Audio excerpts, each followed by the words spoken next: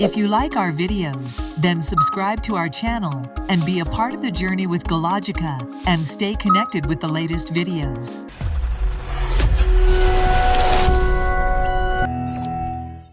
Okay, so let's discuss about the OAuth. So let's say you open some website on the internet, and on that website, you need to log into that website, but you don't have a credentials because you are coming on that website first time and you have to do some work on it. Okay, so what are the options you get to log in on that website? So first option is like you should have a login credentials, right? Second is you can sign up, you can register yourself on that website, right? And third option is you can click on the links given on the login page, that is sign up with Facebook, sign up with Google, sign up with GitHub, sign up with LinkedIn, like that. Did you see this kind of a feature on the website?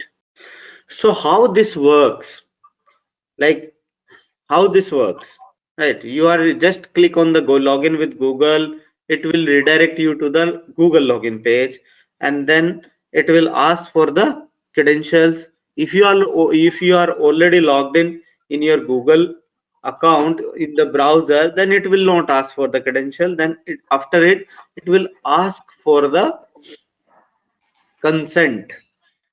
So normally it asks for the consent, and that consent is, it shows you that this application needs to retrieve this kind of information from your account from Google. Do you want to release do you allow Google to release this information to that application?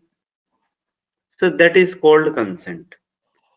So here the other two things are there in terms of OAuth and OpenID. So in Federation, there are three things. Major role players of Federation is, there are three things. One is called SAML. Maybe you heard of SAML. You heard of SAML? Hello? From my side, no, Praveen. Okay. You didn't heard of SAML, no problem. So SAML is again a protocol for Federation. So, but here we are not discussing about, we will discuss it later. We are discussing OAuth. So after SAML, there are the two more players under Federation. One is called OAuth and one is called OpenID. So OAuth and OpenID both are interconnected with each other because OpenID is extension of the OAuth. So, and OAuth is not a protocol, it's a framework. So framework is more than a protocol, which contains other underlying services and protocol itself, right? You can use that framework in lots of ways. So OAuth is a very big thing. And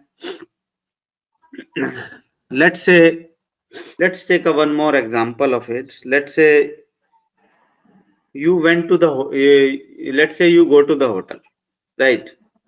You reach the hotel reception desk, okay, and you ask for the reservation, right? So when you ask for the reservation, they ask for the identification, right? They ask your whatever the ID proof you provide your ID proof. So what is ID proof here? Providing a ID proof at the desk, what is that? That is a authentication. You are proving yourself, like what the name you are telling on the desk, you are the same person. So how the person sitting on the reception, how he or she can trust on you? So he or she can trust on you by looking over your identity proof, whether Aadhaar card, social ID, voter ID card, or PAN card, or any other thing provided by the government, right? Correct. Okay. Now you validate yourself, you authenticate yourself by providing the credentials, identity proof here, and in terms of IT, computers, credentials, right? So after authentication, they provide you a room. Okay, so by providing a room, So they provide you a certain key to open the room. Somewhere there the cards are there, somewhere normal keys are there. Depends upon the type of a hotel, right? So with that key, you can operate the lift, right? And you can open the gate of your room, right? Right or wrong? Yeah, right, Prabhu. Okay. But if you want to go to some other places, so in the hotel, if it's a very big hotel, so there are lots of places are there. So there is a spa section is there where you can go for massage. There is a gym section is there. Their cafeteria section is there and bar is there. So lots of places are there. Swimming pool is there. So to access the different services, right? So to access the different services of the hotel, they provide you different level of access. So with that default access, you are just a customer and you just need to stay for one night and you are just a normal customer. So for normal customer, they just provide you the key, and with that key, you can go to three places only. And what are these three places? You can go to use the lift, right, with that key, because in big hotels you need to swipe the key, then only lift will operate, right? You can use the lift and then you can use that key to open the gate of your room, right? And third one is you can go to the cafeteria as well. You have to pay there, you can eat something there and you have to pay for it. But if you want to go for the gym, you want to go for the swimming pool area, you want to go for the bar area, then you need a some different kind of a different level of access. Okay, so if you need to go for a gym, you need to pay extra. So you go to the reception and you can say, I need to join the gym, I am here for the weeks, I need to join a gym, I need to join the bar, I need to join the swimming pool. So they ask for you, there are the different charges for that. So you say, I'm ready for those charges, you can give me the access. So either they can give you a different key or they can uh, add the other accesses with the same key. Okay, so let's say they add more access to the same key or they provide a different key with all the access. So with the new key you have access to, so you have a default access to the lift, room and cafeteria. Now the add few more accesses to that key, that is gym, swimming pool and bar area. So here means the, so who is the owner? So who is the owner of all these resources in hotel? The receptionist, or you can say the owner of the hotel. And owner of the hotel give the rights to the receptionist. So let's say receptionist is the owner of the hotel. So owner of the hotel have lots of resources. So some resources, room is a resource, lift is a resource, the cafeteria is a resource, gym, swimming pool, bar, all are the resources, right?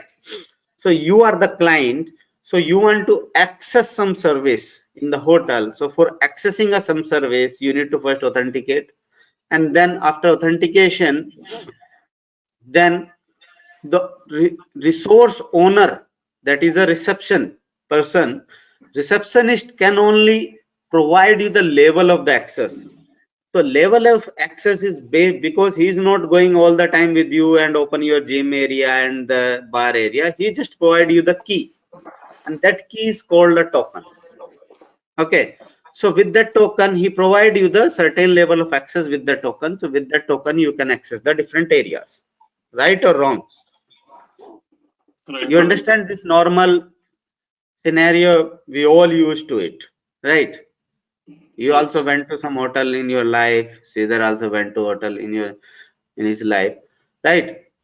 So this is a scenario where the owner provide the access to the resources based on the tokens, right?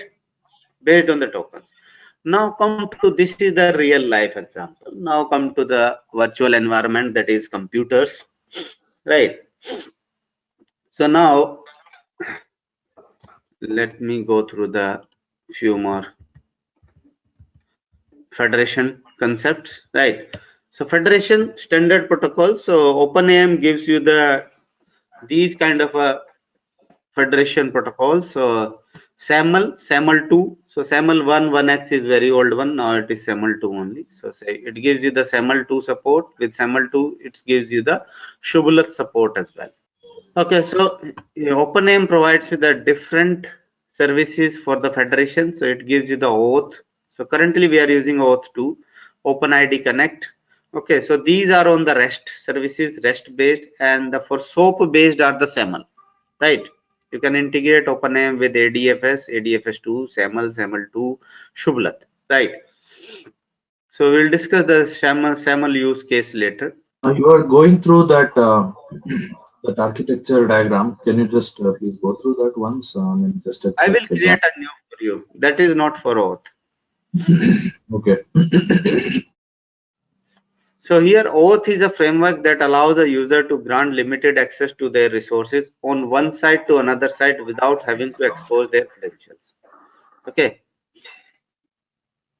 So let's say I will show you the example here. Right. So on the Instagram, it gives you the option either you can log in directly if you have credentials. Okay. Or you can sign up for one. Okay. If you don't. Or you can click on login with Facebook. So if you click on the Facebook, it will redirect you to the Facebook account. Right. So once it is redirected to the Facebook account after authentication with Facebook, then it asks for the consent, right? So what is consent and what are the different components used in the OAuth? We will discuss in that, right? So that is a limited access. So OAuth comes with the limited access. So many luxury cars today come with a wallet key. So it is a special kind of a key. So it is a special key you give the parking attendant, and unlike your regular key, will not allow the car to drive more than a mile or two. Some wallet keys will not open the trunk, while others will block access to onboard cell phone address book. Regardless of what restrictions the wallet key imposes, the idea is very clever. You can give someone limited access to your car with a special key while using your regular key to unlock. So OAuth concept is you are the resource owner, right? So you are the resource owner, but and you can give access to your resources to other people with limited access, not full access. Like you have a full access on your all of your resources, but other can also use your resources with limited access. Okay, so let's take a example here, one more example. Let's take a create a let me create a diagram here. Okay, so let's say here is your Google authorization server, right?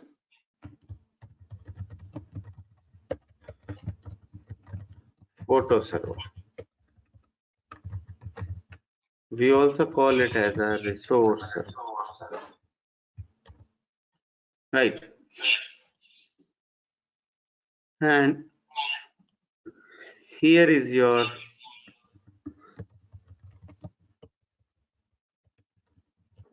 photo printing app.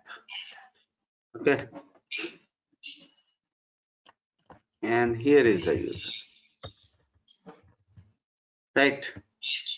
So let's say you want to access some photo printing app. So with that photo printing app, it gives you lots of features. So what are the kind of features it gives you? So it gives you the feature of like you can upload the photo to that application and you can customize the photo on that.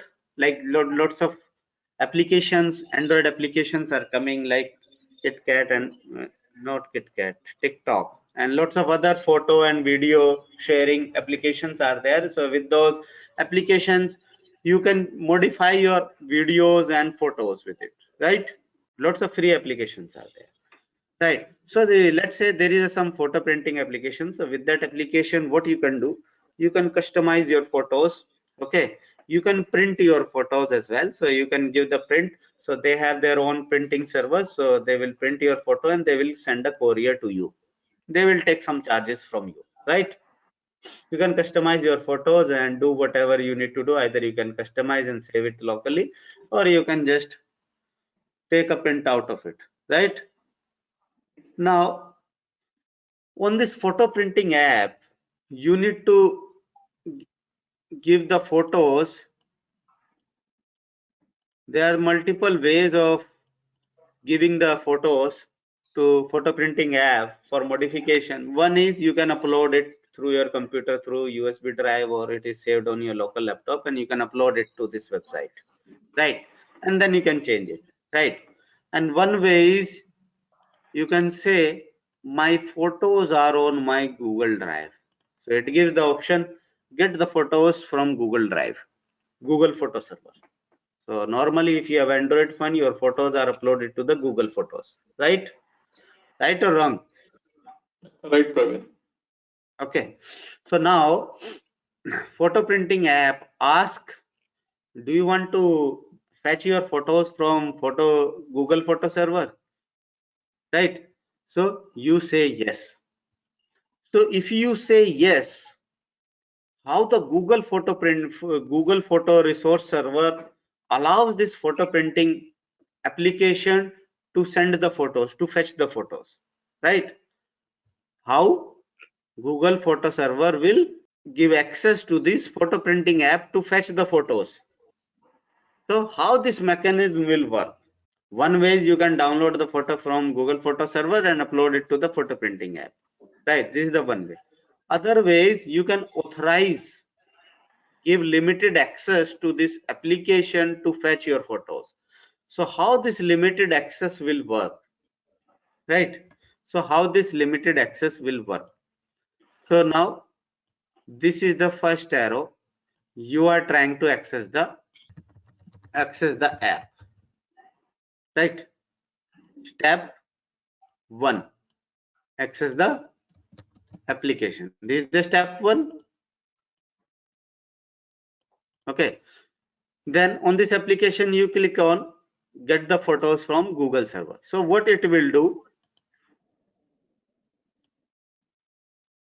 it will redirect the user. Normally it will work because our browser don't have a Google photo link. Okay. So step 2, redirect to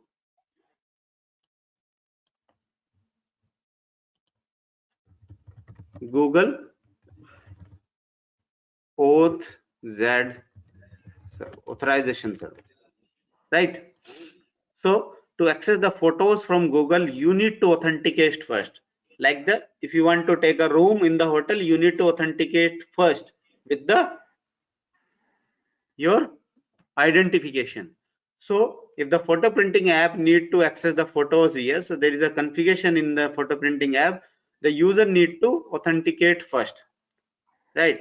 So it will redirect to the Google authorization server, and your browser will then go to Google authorization server, right? So it is go like here, like I open the instagram.com and I click here login with Facebook. So once I log in with Facebook, it redirects to the Facebook. So here it redirects to the Google, right? It redirects with to the Google. Now Google check, like here Facebook checks whether user, who is the user, how the Facebook or Google know who is the incoming user. So to know the user need to authenticate. So they give a authentication page. So like here Facebook give a authentication page. So once the Google, then Google returns the here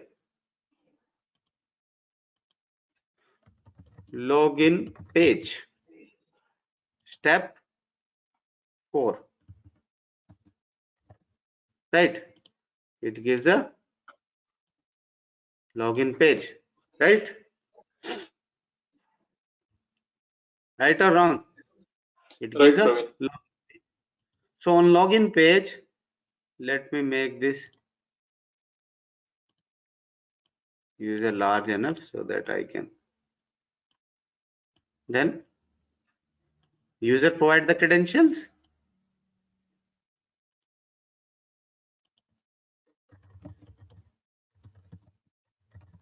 Right? Step Yes. 5. User provide the credentials. Now, once the user provide the credentials, Google knows what kind of a request it is coming. Google knows the request type. So request type is because this request is initiated by photo printing app. So in the initial request, photo printing app redirects you to the Google. It also gives its own request in the browser, request code as well. So it says I need to get the photos for this particular user. So even photo printing app don't know the user. It asks for the I need the photos, right? So now after you are successfully authenticated, Google gives you the consent page, right? Google gives you what? Consent page. So what is a consent page?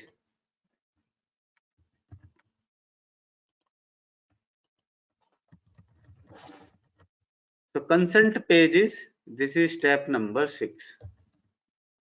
Okay, so consent page is Google asks from you, you are authenticated, let's say Venki is authenticated, and the application is asking for the Venki photos stored in the Google photo server. So Google asks from Venki that, hey Venki, this photo printing application needs to access the photos stored on the photo server. Do you want to allow this application that I can release the photos to this, your photos to this application or not? Yes, Praveen, understand. Okay, so you can give your consent yes or no. If you deny, your photo printing application will not able to access the photos. If you allow it, let's say you allow it, okay, so you allow it. Step 7.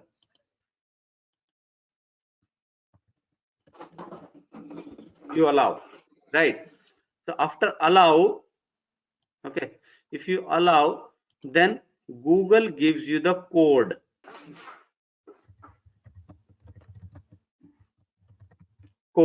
And this code is called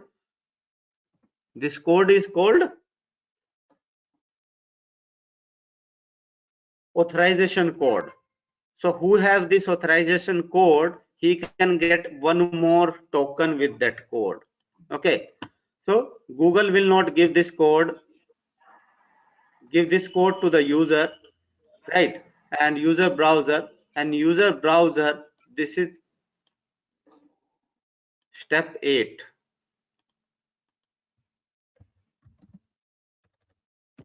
right?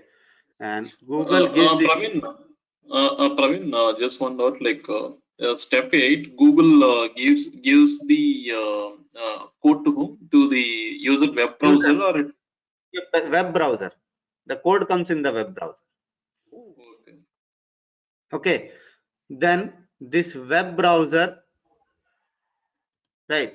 Web browser is redirect to app.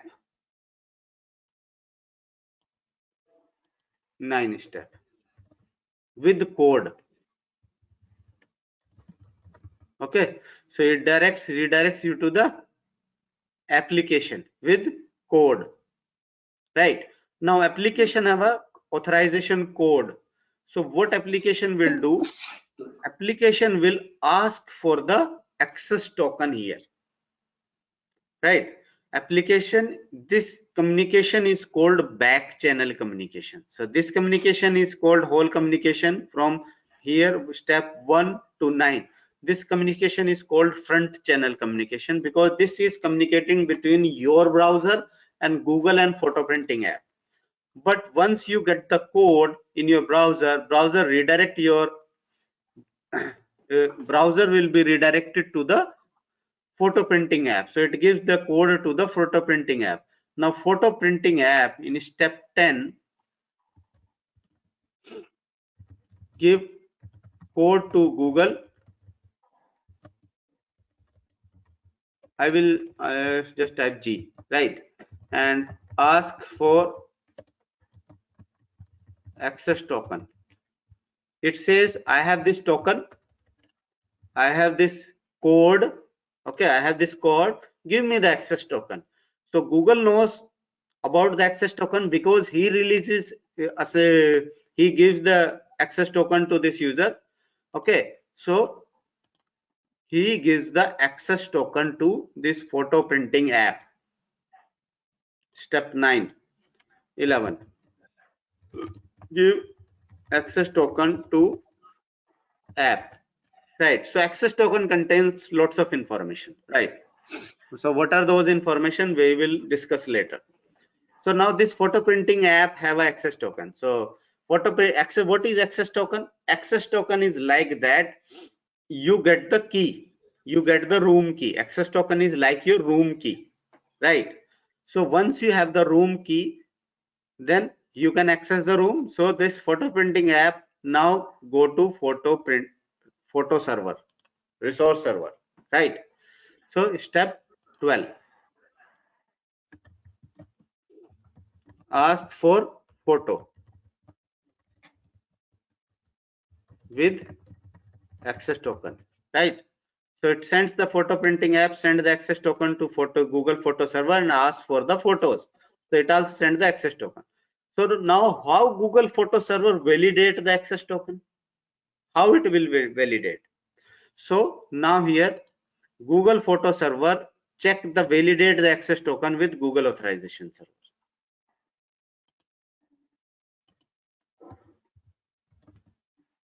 Validate the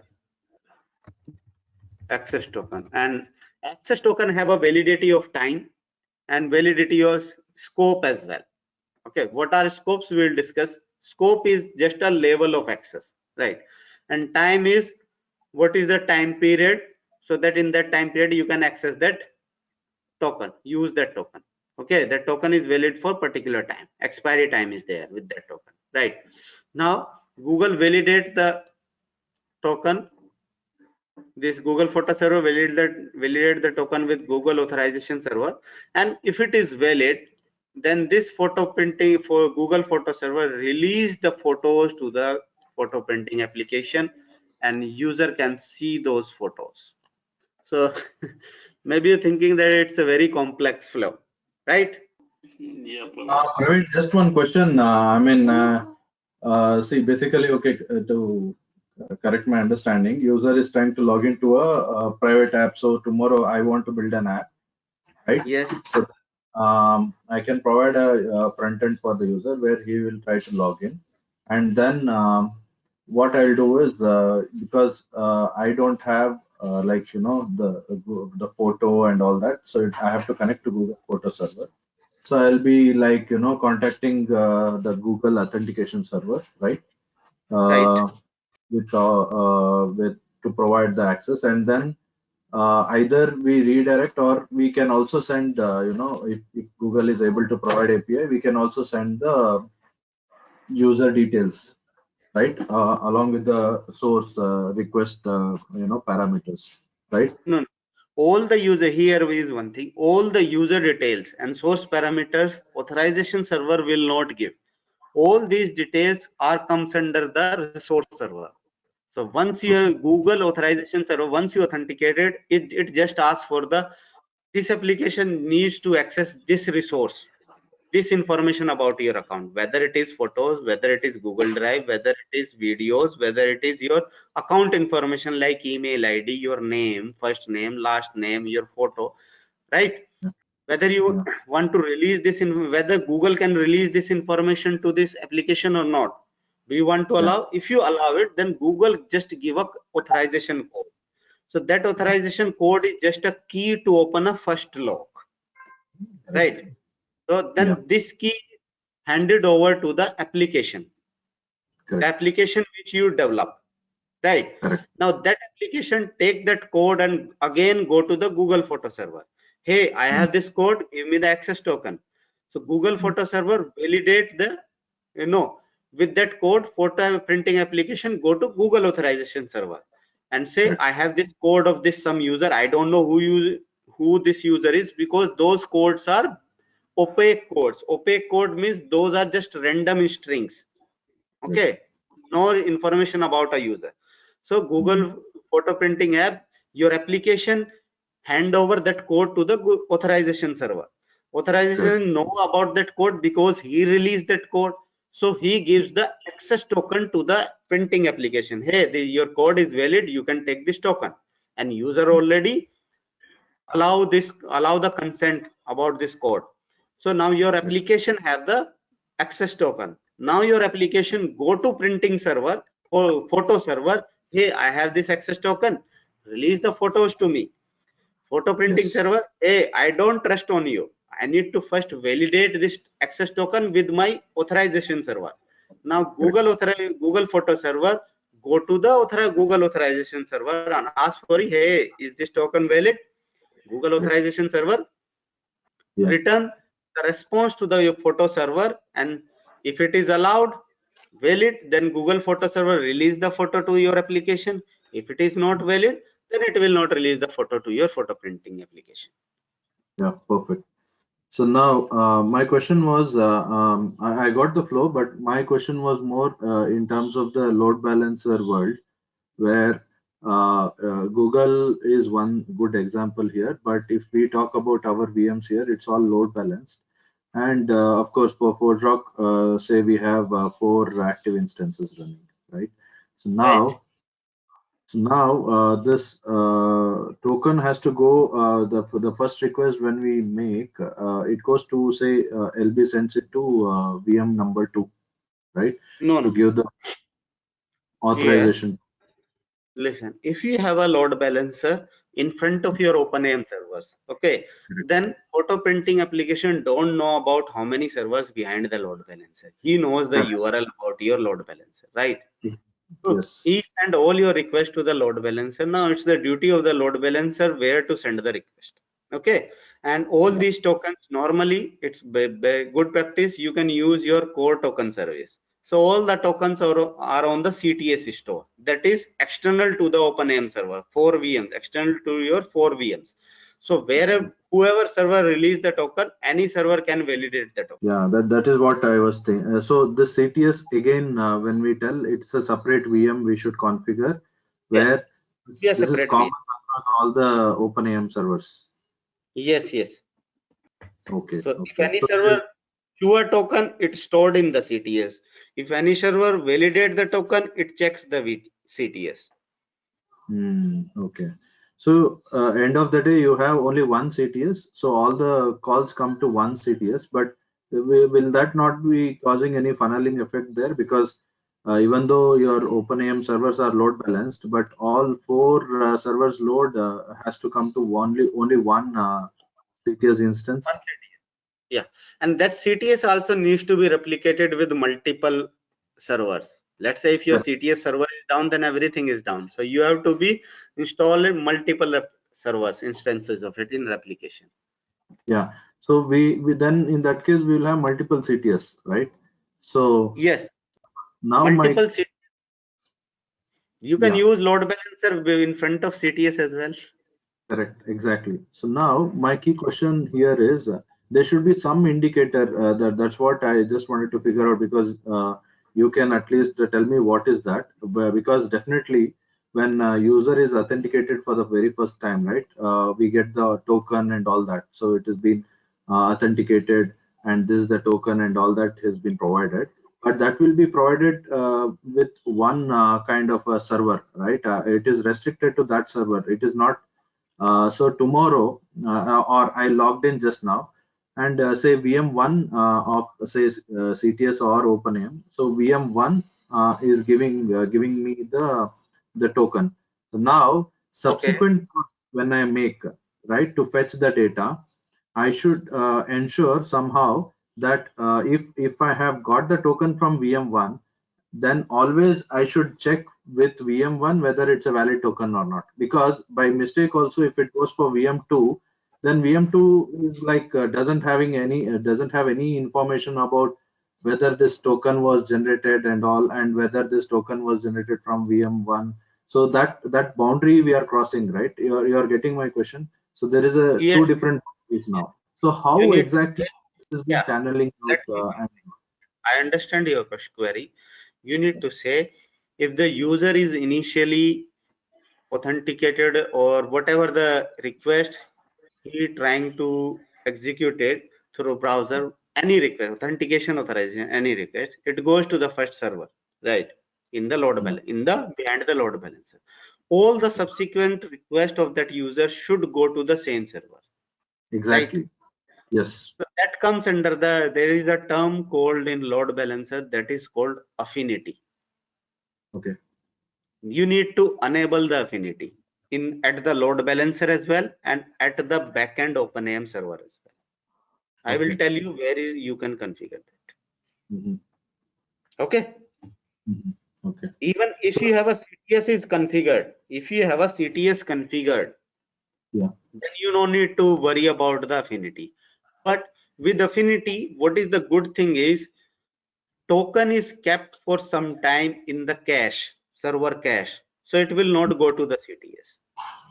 Okay. So if the subsequent request goes to the same server, it is in the cache. So your response will be faster.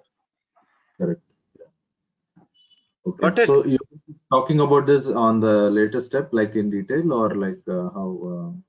I mean, like if I have to understand this affinity versus CTS, We will how? do it later. That's a separate topic. That's a totally Yeah, a separate topic.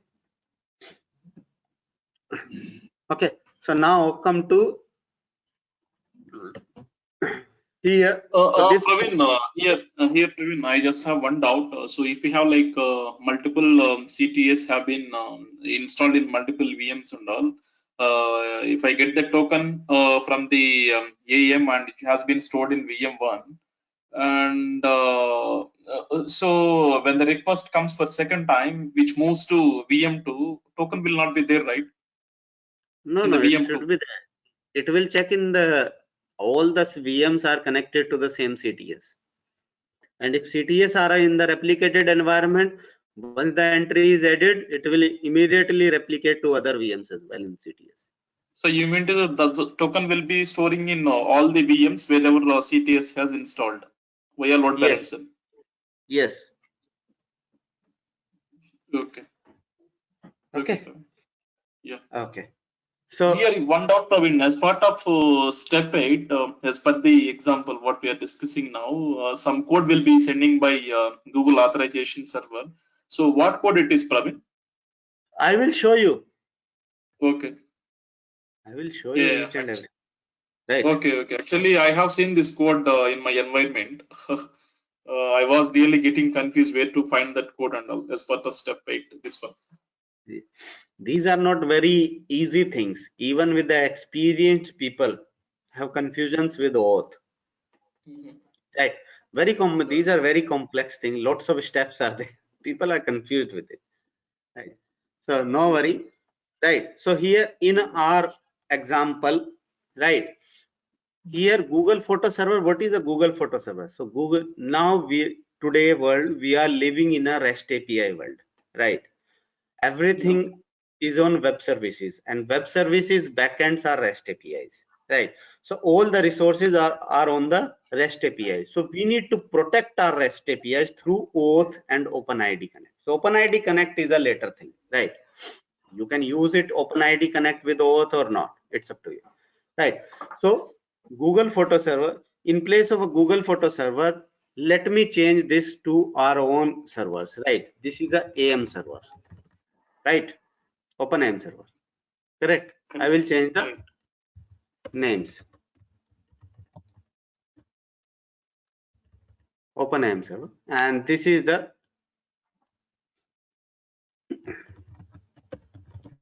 REST API server with customers list, right? So it contains customers, right? So yes, your some application need to access the customers of a user, right? So it returns you the list of the customers. Got it? Yeah. Okay. Now, and this is your some kind of application, any application. Okay. Let's say this application is your postman, right? Because we don't have application. Okay, we will use Postman as for sending all these queries. Configuration is also complex. Okay, so first of all, we will go through the how the commands will work. So what you can do, share your screen, right? And also install the Postman on your Windows machine. Install Postman, both of you. Then only you can understand how the auth flow will work. Okay, open this top level realm. Okay, here there is a services section is there. Yes. Venki, you can also do it. Yeah, Praveen. You are on services as well, Venki? Yes, service management. Okay. Click on add service. Okay. Select OAuth2. Write OAuth2 in service type, OAuth2. And select OAuth2 provider. Okay.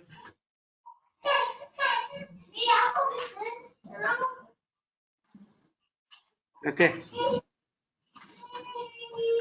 Scroll down. Venki, you are also there? Yes, Praveen. I'm on the same page.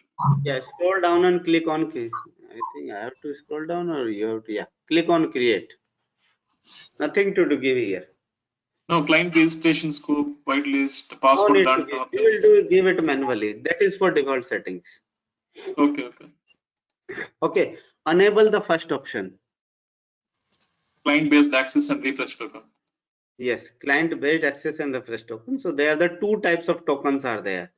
One is called opaque access token and one is called JWT access token. So this application which I provided to you that work with the client-based access token, JWT access tokens, right? Right. So, okay, scroll down. So authorization code lifetime. So they use macaroon access and refresh token that is very new, and those are introduced in this version 7 itself. So those are not much used. Even I have to go through it. What are these macaroons? Okay. So authorization code lifetime. So your code which is initially after authentication and after consent screen given to the your client application or to your browser. So that what is the lifetime of it? So this is for 120 seconds. Okay. And your refresh token is for this much number of seconds. On the right side, eye icon is there, information eye icon. You can click there and it will give you the information whether this is in seconds or this is in minutes. Yeah, go to your mouse to the right side of this box, eye icon, green. Yeah, seconds, right? Below one is time and authorization code is valid. This is also in seconds. Okay, if you want to make it never expire, give it -1. Then issue refresh tokens, then access token lifetime. So access token is valid for 1 hour. Okay. So 610 minutes is recommended, but it is for 1 hour. If you want to change it, you can change it. Right. Issue refresh tokens on. Also issue the refresh token. When it issues the access token, it also issues the refresh token as well. Right. Save changes here. Praveen, so what is the difference between refresh token and access token, Praveen? Here? So access token is valid for just for 1 hour, right? Okay. But after the access token is expired, still you can get the new access token with the help of the refresh token. You can say to the server, I have this refresh token, give me the access token. So server Okay, will so give you the refresh token without re-authentication. Okay, so I understood that during the authentication itself, so we're gonna provide both of them, like access token along with the refresh token. No. Server will provide you the access token and refresh token. Okay. When during the your authentication. access token is expired, when your application access token is expired, application asks for new access token with the help of the refresh token. So refresh token is a token which you can use to get a new access token. No, these two will be issued during the authentication from web application, right? Yes, initially both two are released. Scroll up, Yep. save changes here. Yeah, scroll up, go to advanced,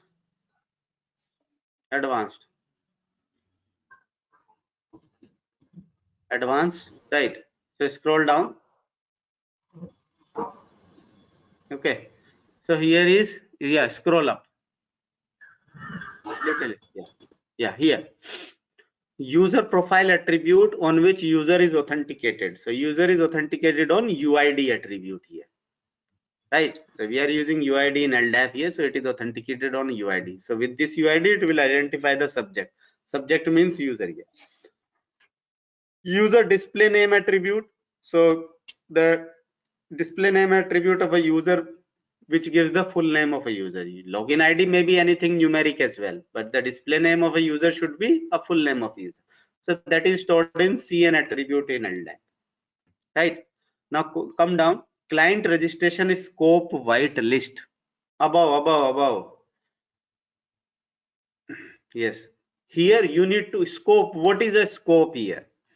So scope means, because we are protecting the applications, REST APIs, and those applications can be used by whom? Some user. So which user have which level of access we want to give on those REST APIs. So we can give read access, we can give write access, right? Whether somebody can read the application, somebody can update the application, that is right.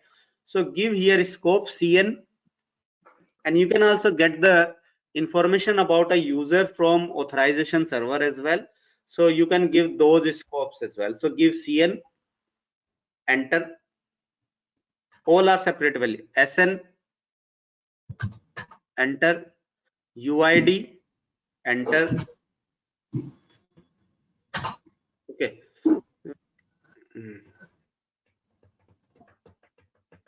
You need to give it these things like this. Remove this CN. Remove the CN. Remove all. Okay. CN pipeline. Type here CN pipeline. EN for English. Locale. Because these are shown on the consent screen. So consent should be shown on in which language. So EN for English. Pipeline. Yeah. Common name. Give common name. Enter. Okay. Now you can give SN as well. SN pipeline EN pipeline surname.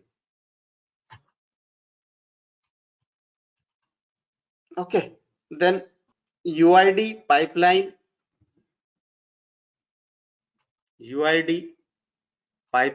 EN pipeline UID username user ID. Yeah. Enter. Then enter. Then read. Now we need to give the permissions on our REST API. Read pipeline EN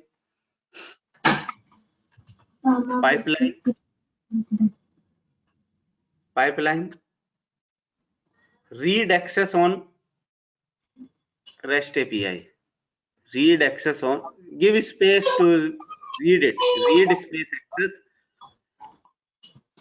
Read space access on REST API. You can give your application name here. Yeah, enter. Right. Yeah. Got it. Now write pipeline. Write. There is no pipeline. Right? Pipeline EN pipeline. Write access on REST API.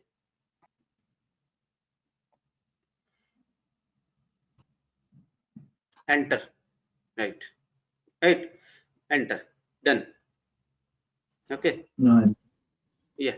Click somewhere else. Click No, somewhere. I made a mistake. No, 1 minute. I made a mistake. What mission? Leave it, whatever it is. Leave it. That doesn't make any. Write pipeline EN.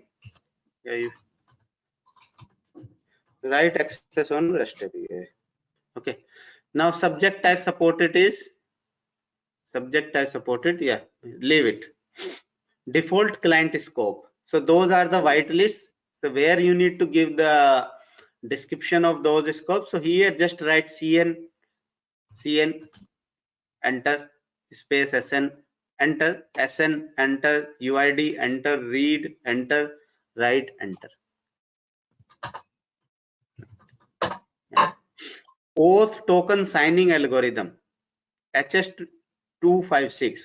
So change it to RS, click here, RS256. Yeah. Okay. Scroll down. What is And this algorithm used to? it is for signing the JWT token. Okay. And this, sorry, this client registration scope whitelist, what did you say? What is I the just. scope? What is the meaning of a scope? Scope means what is the scope of a work? Like, let's say you provide permission to your assistant, you can only work up to this level only. You are, let's say in bank, okay, you are a manager and you have an assistant. So your assistant can order or sign a banker's check just for 1,000 rupees. Or let's take your family. You have your son, okay, you give the authority to your son to get the sign the check for 5,000 rupees only. So that is a scope of your scope you provide to your son, but you have a full access whatever the amount available in your account. So Yeah. here scope means what level of access you are giving to the application for a user. This can be roles as well, right? The roles Can in be the roles as well. Okay. So generally roles this is where we mention the roles. Has to be. Yes, here you can also mention the roles as well. Okay. Okay. Right. Scroll down and save.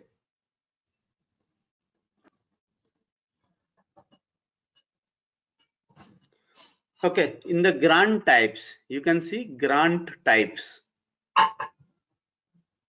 above. Go down, go down, go down.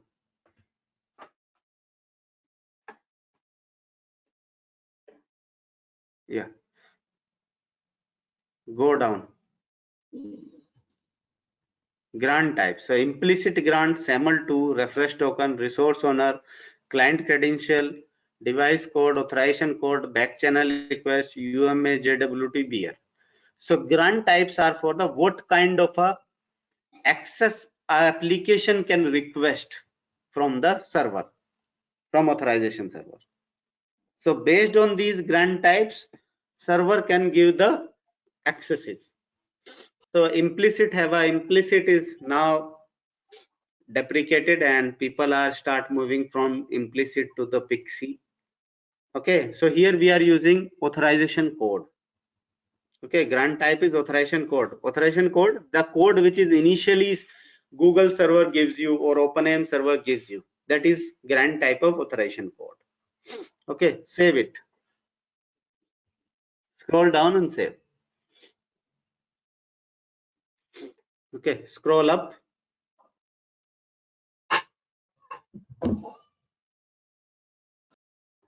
Okay, OpenID Connect. We don't need to give it here anything else. Leave it. We will do it later. Okay. Click on the here on the right hand side. This arrow mark is there.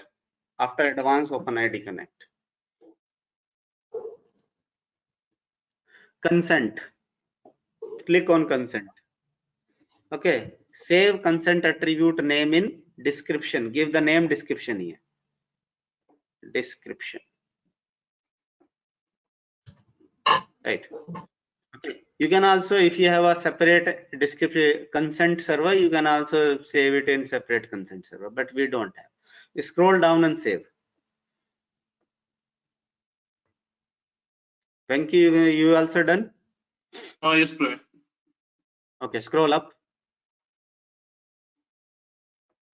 Okay, this is done. Now go to identity stores. because we provide the attribute description, we need to configure it here so that the system can fetch it and update it.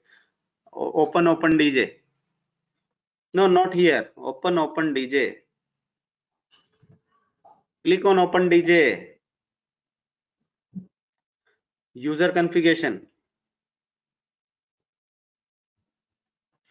Okay, scroll down. LDAP user attributes. Here, LDAP user attributes. In this box, yeah, in this box, add description.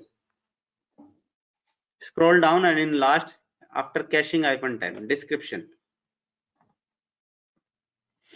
Yeah, scroll down and save.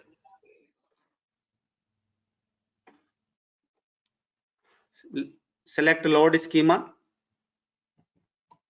Save. Okay. Now,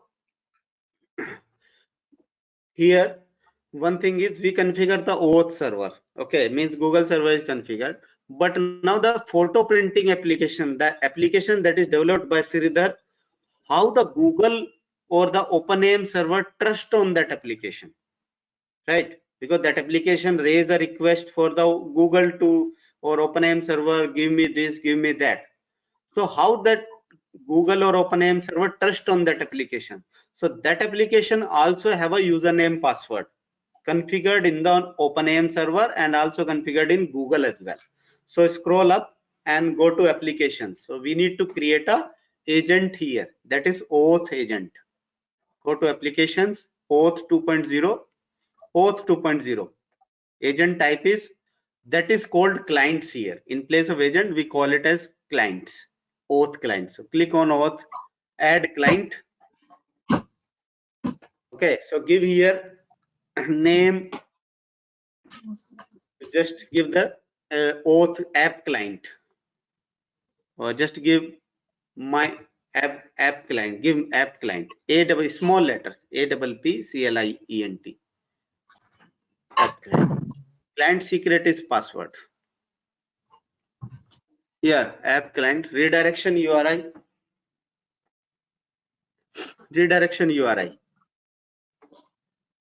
yeah, give http://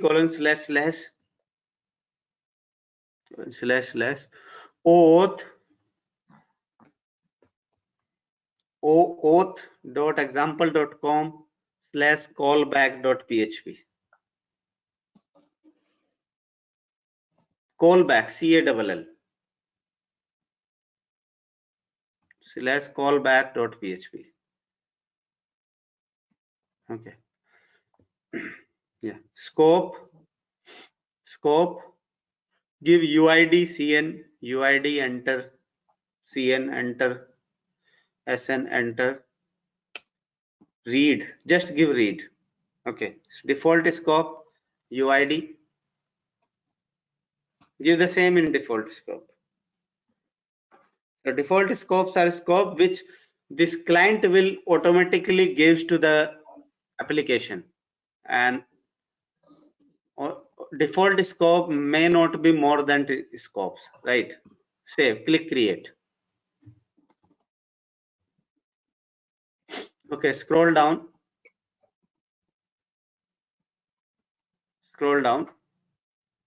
Okay, give client name here. So give some application names. Let's say give Sridhar app.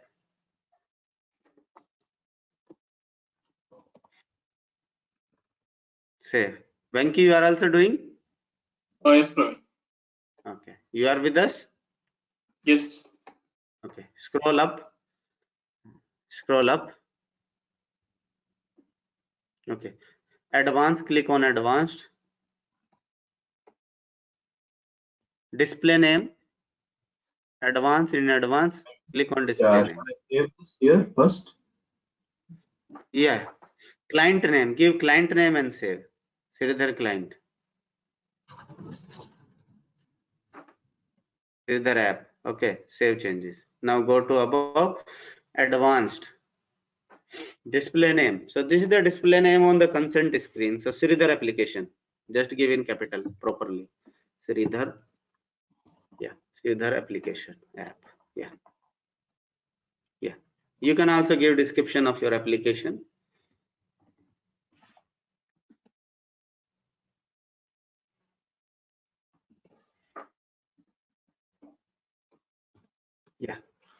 Yes, scroll down and save. Yeah, save. Now your OAuth server is done. Open your for this Postman. Open your putty screen first, right? Before What putty, should you I will. copy? What should I copy? Let me type in chat first. Open your putty screen. Okay. Okay. Make your screen bigger. No need of Forge user. No need of Forge user. Exit.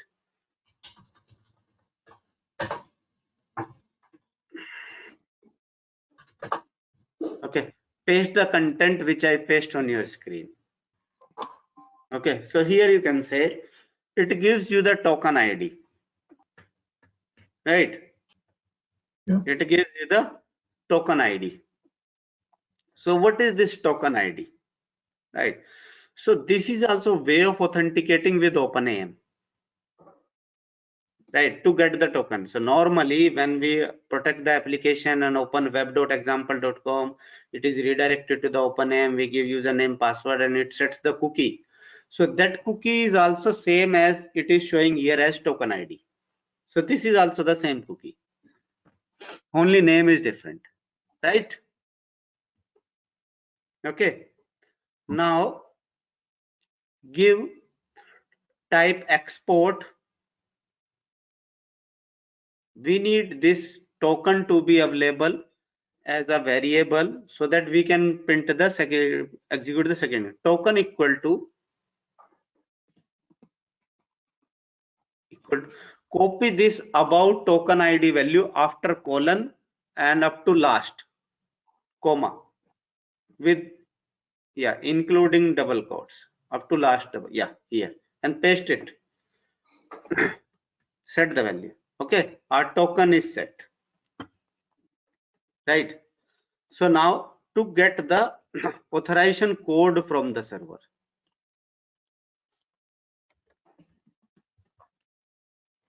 right? You can copy paste this command. Venki, you also done? Yes, Praveen. Okay. Yeah, paste this command.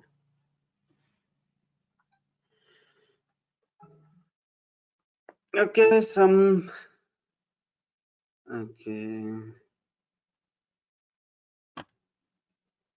okay. So what you can do, you can scroll up the command, scroll up there, or paste this command first in Notepad because this is a copy paste error. Okay, so here it shows you some error, right? Display scope, all that stuff, because we are not handling this properly, else it will give you the code, right? So what you can do now, right? What you can do now, open your Postman, create a collection here, new, click new collection, OpenAM server. Okay, so all request is related to create.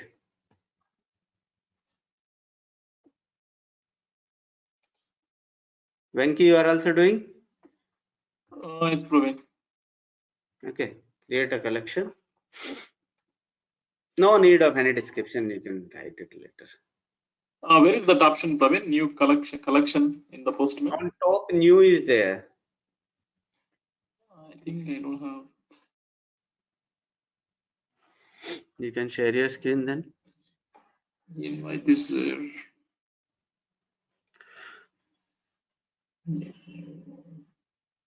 Collection is there, so either you can create. Created, no, already. Where it is? If it is created, it comes here. Click again.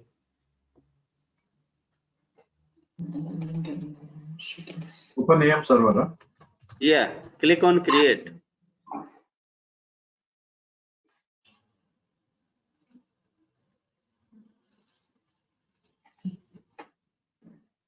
Now it's created, right? Okay. You didn't find? Yes, Praveen. Are you able to find or not? Yes, I found it. Name OpenAM Created? server, right? Yeah, created. Creating, Praveen. Looks like just it is a folder to keep all the APIs. Yes, all your requests under a one folder. Okay. Okay. Now click on this OpenAM server and select add request. Add request. Below add request is coming here. Get code. Request is get code. Okay. Yeah.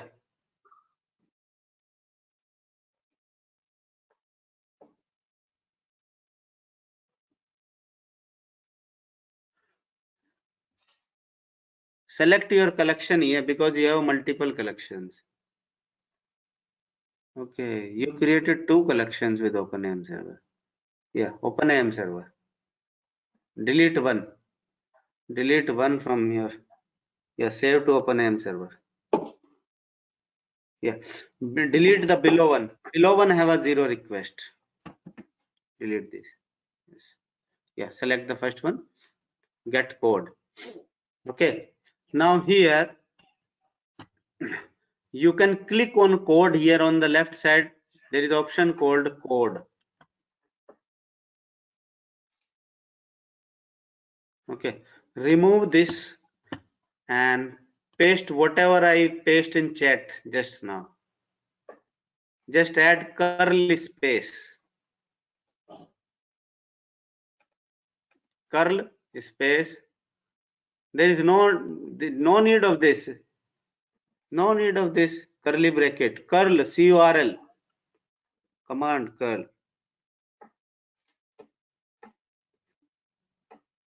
Yeah. Copy to yeah. Enter it. I don't think we can import it from here. No, cancel it. We cannot import from here. So there is an option called import. Yeah.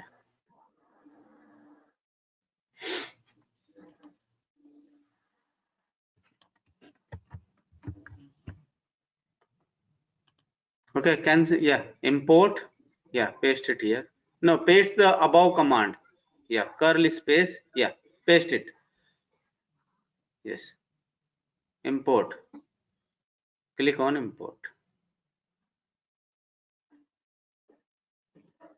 Okay. You can paste the above command then. Above command. Not this one.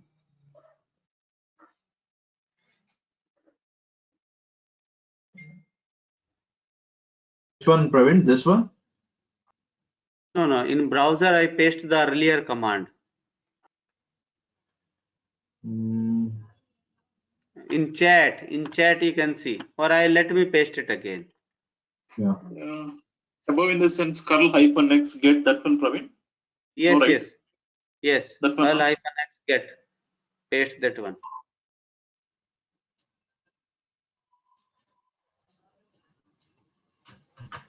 Yeah.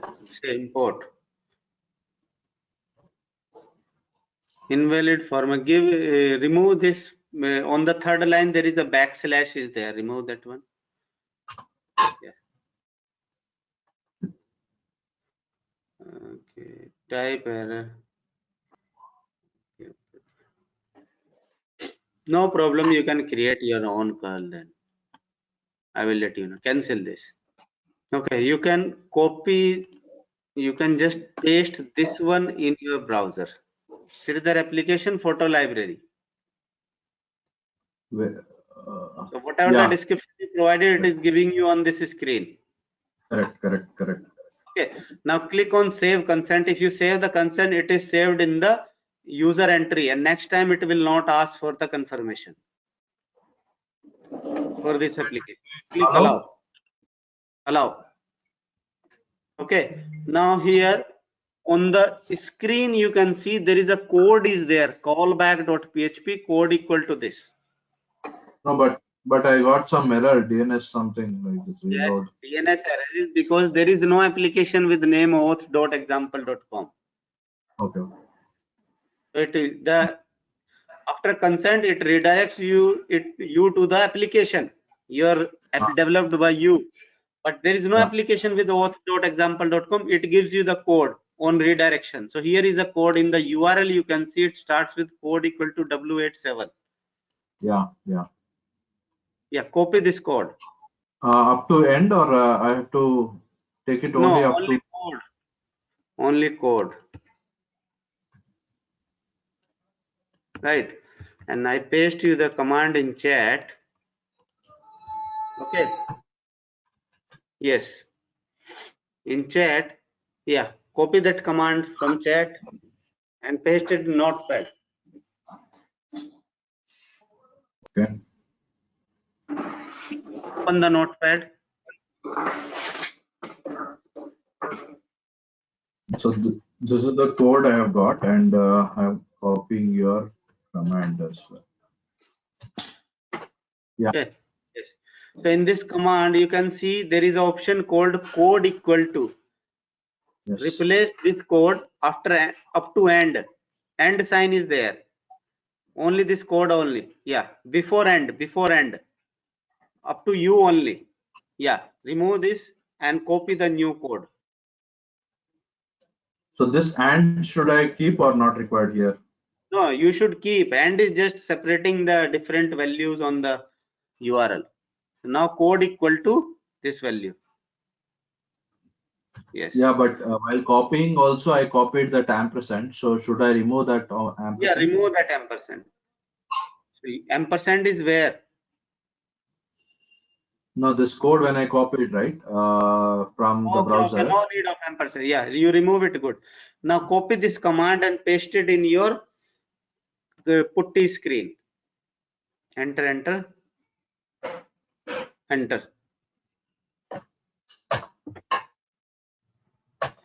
Access grant is invalid, expired, or revoked because it is code is valid for 2 minutes only, and your code may be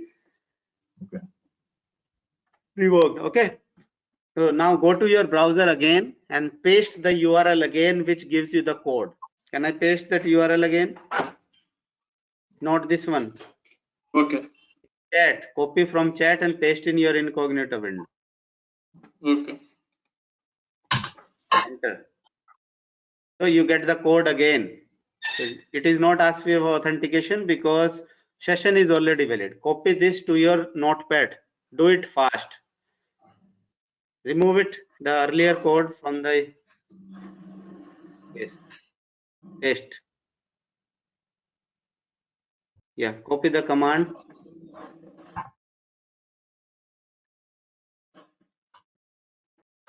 Paste in here. Okay. Now this time you will get the access token. Right? So bearer expires in 3599 seconds. Got it? Okay. Now copy this access token, access_token : and then single double quotes. Copy from the starting double quotes to ending double quotes. Copy this token and decode this in the jwt.io website.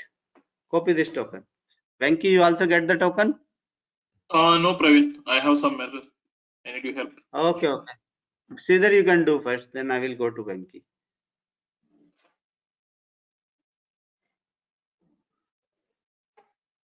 Yeah. Copy this, go to open the browser and open jwt.io site. Understand this token first.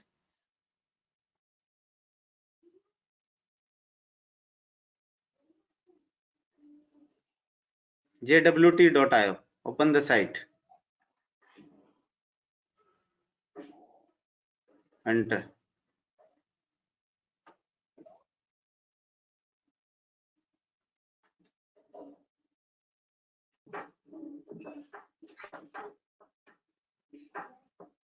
Okay, so on the right side here you can see it is a type of a token is JWT.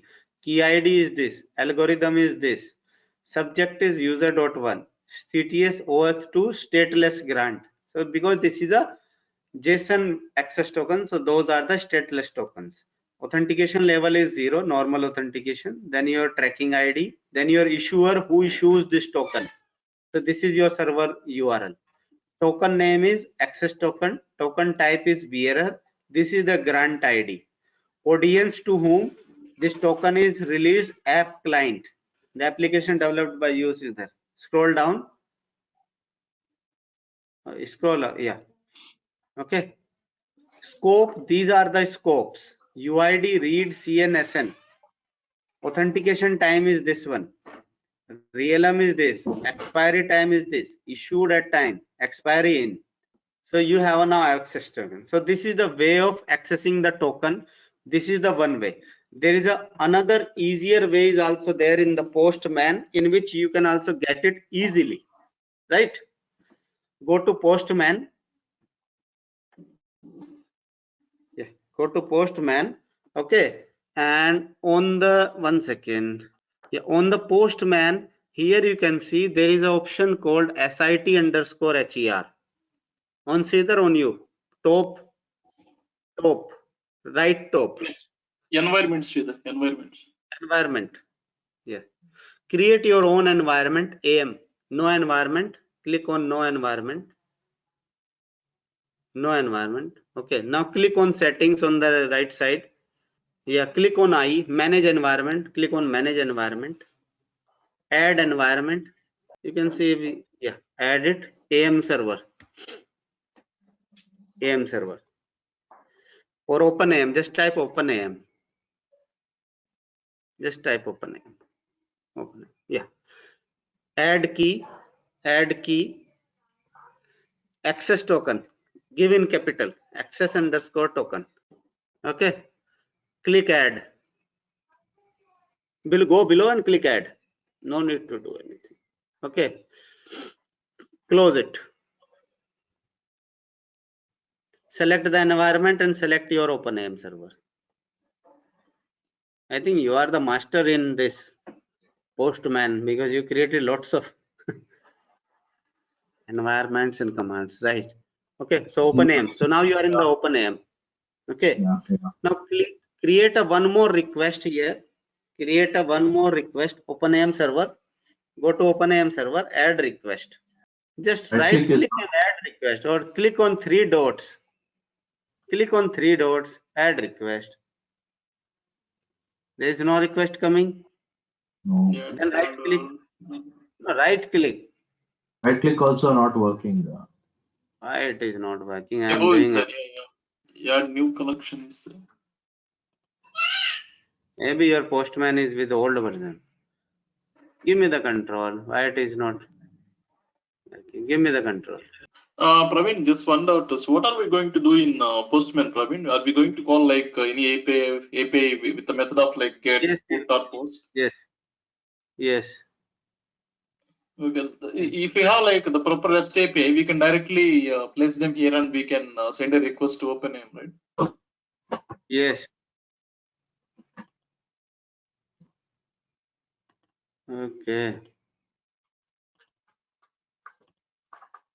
Okay. Now here.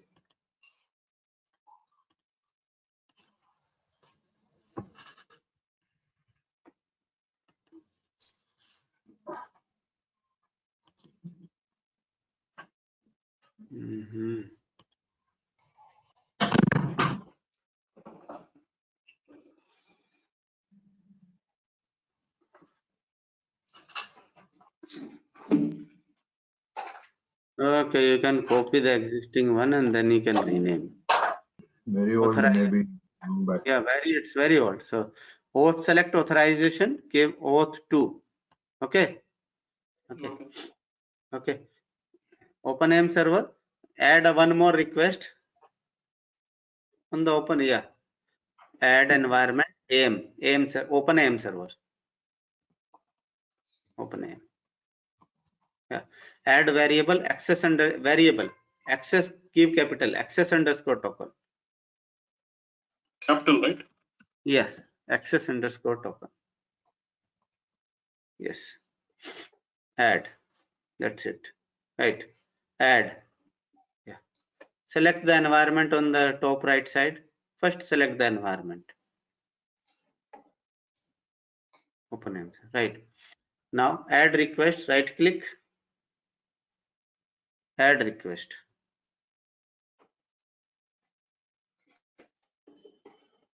Okay, access token.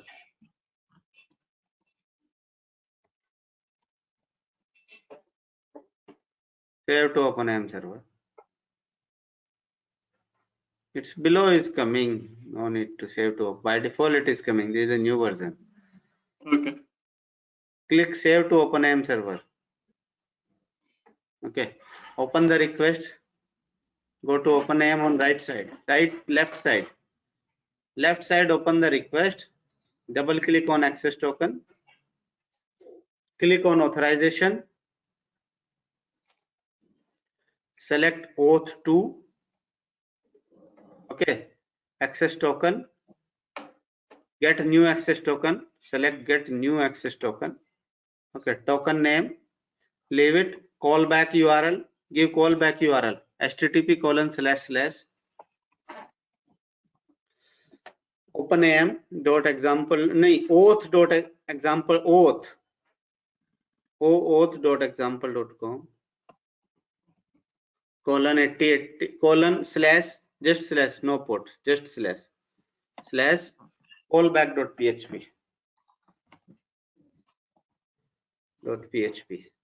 okay. auth URL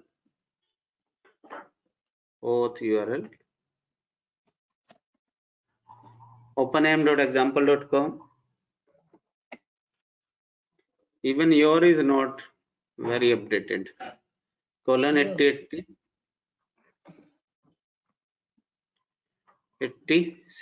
/ OpenAM / auth2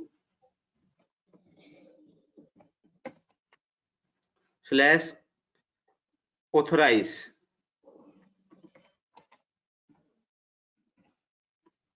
Yeah. Second one, access token, same URL, just change the access underscore token in last. Same URL, change the access token underscore last. Change from last, access underscore. Remove authorize, access underscore token. Access underscore token. Yeah, client ID, app client.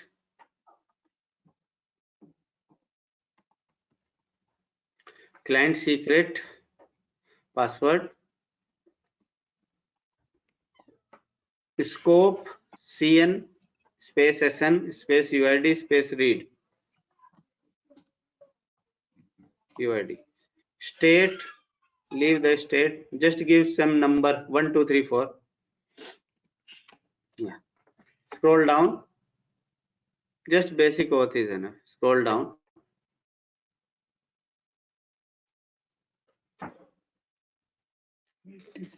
Get access token or move your this window to upside. I am not able to see. Even it is not scrolling down, Praveen. Move it to upside then. No, it is not moving. Oh man, what kind of a laptop you have? Click on this red mark, wherever, orange mark, whatever it is in the bottom. Yeah, can I click? Yes, click it.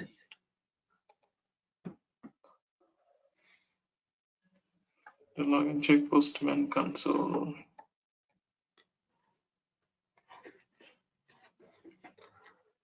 It's better. You can also upgrade your.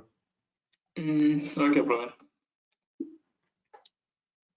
Click save somewhere if you are able to find.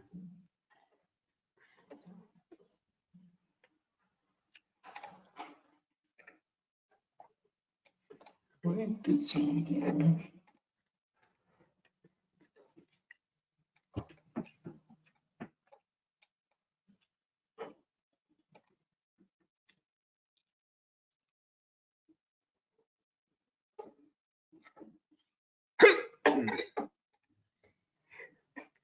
Praveen, in the client authorization section, what do we need to select? Send basic or we can leave it as it is? 1 second. Let me see in my.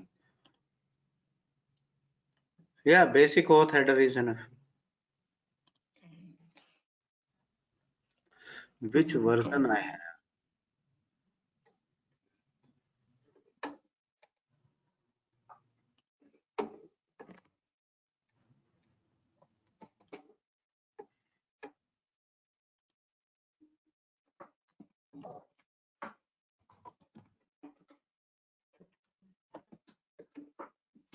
I have version 7.36. Which version you have? 1 second.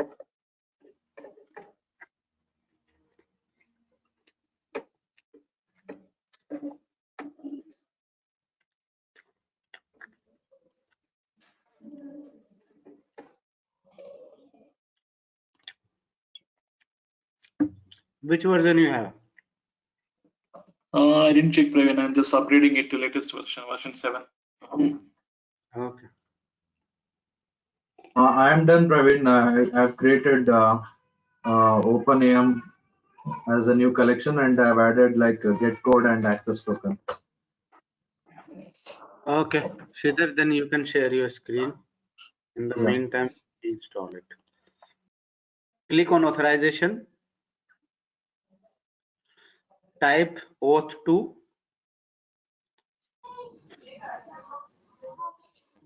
Yeah, this is the what I am looking for. Okay. Yeah. Enter token name, access token. Okay. Access token. Callback URL.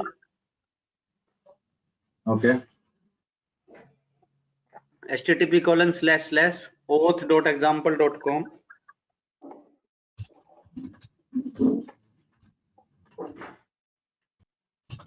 /callback.php.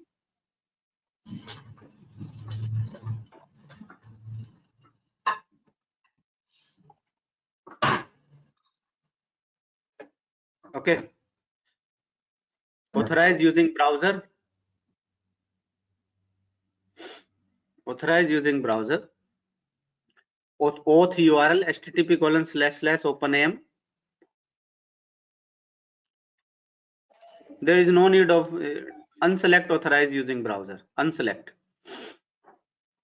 this. Yes. openam.example.com :8080/openam /auth2 auth o not a auth aut yeah auth2 /authorize last /authorize. Yeah. Copy the same URL, paste it in the access token URL. Yeah. Remove authorize and give access underscore token.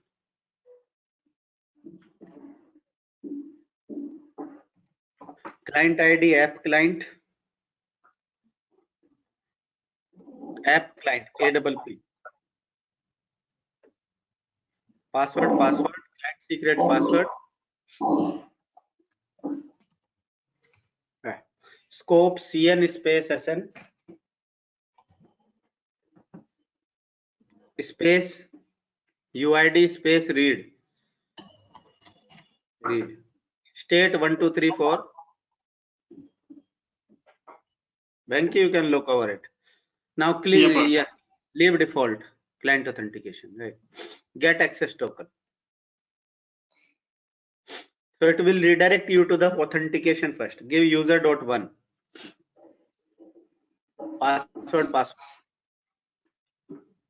login, proceed.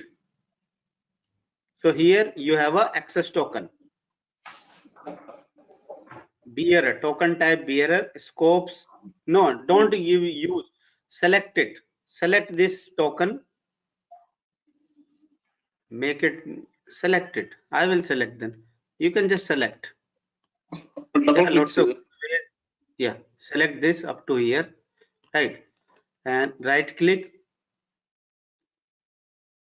Oh, wait.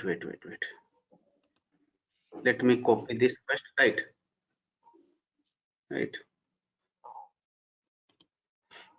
Here you need to create your environment, OpenAM, right? And get access token, proceed.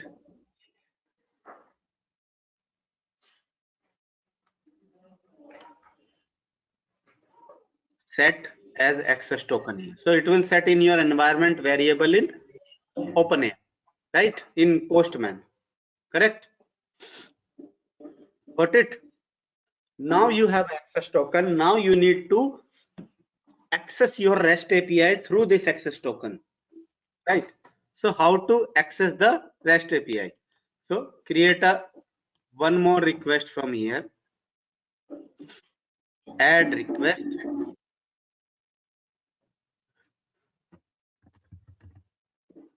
Read customer. Right? Save, and this will be running on http://openam.example.com:8081 API. One second. Get customer. Yeah, API customers. API customers. Right? No. I don't have to give it here. Control X. Right. First save it here. This is an access token request. Read customers. Double click here and put it here. Right. And in headers, give name here. Authorize, yeah. Authorization. Authorization. Token type is bearer. And give the access token variable here. And let me save it. Right. So we have a REST API with this name openam.example.com 8081. So 8081 is on different port and its endpoint is API customers. Right? Understand? Got it or not? Bearer spelling is wrong. It's okay. The values. Oh, no. If it is wrong, if it is not, okay. Yeah, that's right. Yeah. Okay. So if I send it, it will give me the error because no API is running on this port. Now we need a API server so that it will serve the request. Okay. So you copy the AM REST API jar file. You copy that. Open the putty and show me. Yeah. Okay. Now run command /sso/jdk /ss. Yeah, ls first. Where it is?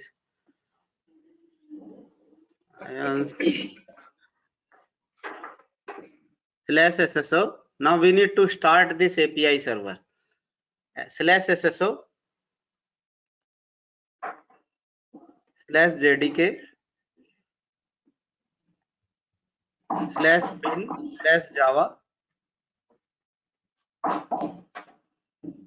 space -jar space /sso/softwares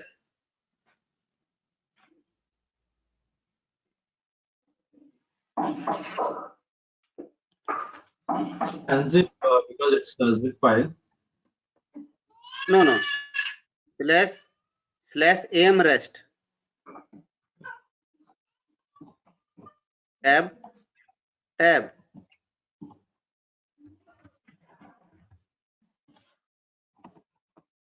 yeah, amrest API, yeah tab, yeah, enter.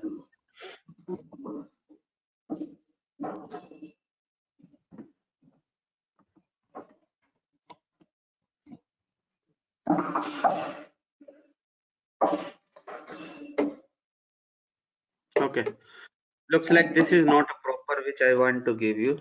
That is different.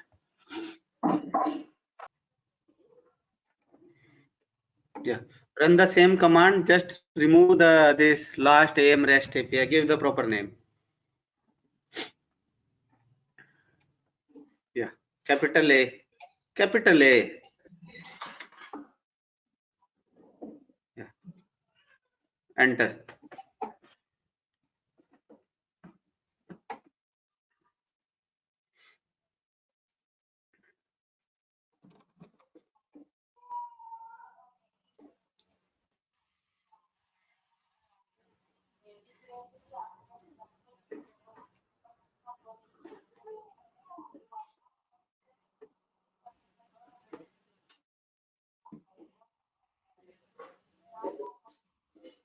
Okay, so this is our running. Okay, now open your Postman. Open the Postman. Okay, and click on send. Click on send request.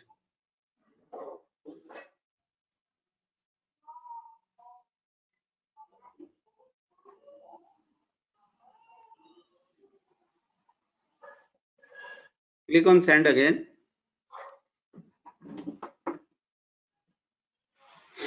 Wait.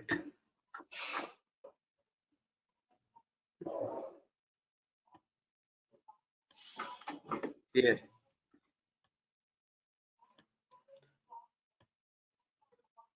You are getting a token. You are getting the records. Right. So let's say you don't have an authorization token. Right. Now click send. It gives you the 401 unauthorized. Only if you have a proper token, then only it will give you the API will give you the access. If you want to get other tokens, let's say particular user ID 101. These are your customers. Enter. Then only returns you the only one user. By default, if it is up to customers only, it will return all records. If you give particular one, then it returns only one record. Right? Praveen, just one doubt. Where is this like service located? API/customer/ this one? API/customers, right? Yeah, this one. This one is located in the this jar file, AM REST API server. Okay. So where are we fetching this information? Ideally, this should be fetching from user store, right? Part No, of no. DS. This is fetched from AM API server. This is which information it is, you can see. Which information it is. This is the customer's information. John, this is not available in the lab directory. This is available in the database which is used by this application. So this is running on 8081 port. Separate Java application. Spring based. Okay.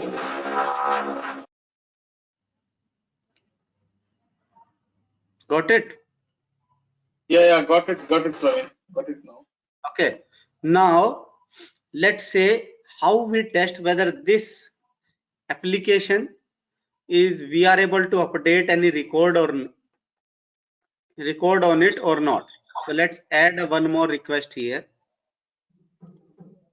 Let me make a duplicate here, right? And I will make it as a right.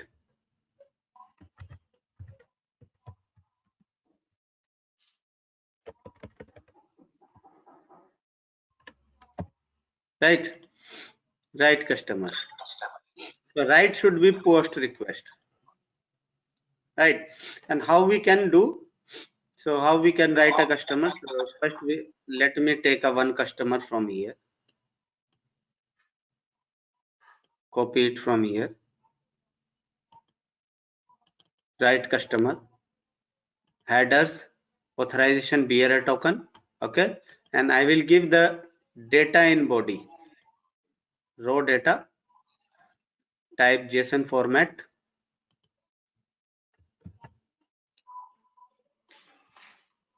Okay, let me scroll down it a little bit. So up to 5 records are there on my application. I make it a 106 and Venki.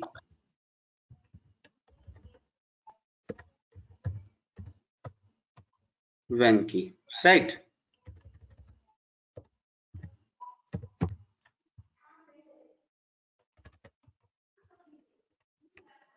Right?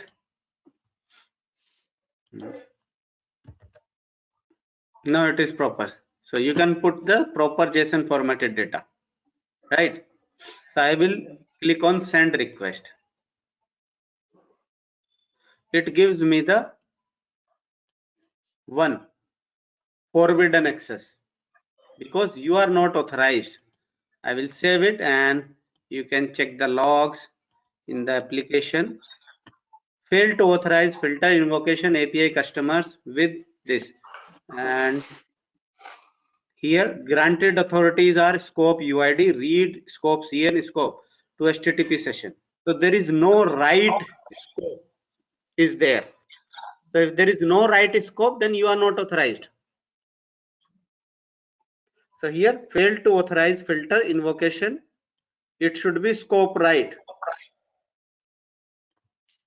If you have a right scope only, then you only able to update the REST API data. If you have a right scope. But with the current context, we don't have a right scope. The granted scope with this access token is these only. Scope UID, scope read, scope CN, scope SN. Okay? Yep. Got it? Yeah, Praveen, got it. So now we need to put like so the right parameter in the postman, no? Wherever we Yes. have put like by We need to DC get and the access token who have a right yeah. request, right permission. Okay, so I will get the access token. So duplicate, I will make it duplicate, access token duplicate, and I will edit this access token for right request. Right? Go to authorization, and here I will add here right as well, Scope. and save the request. Right?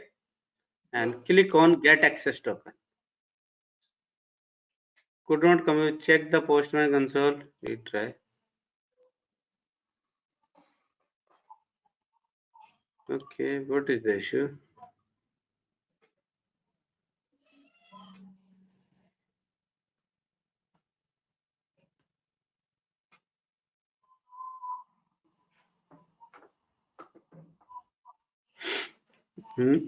Here it is.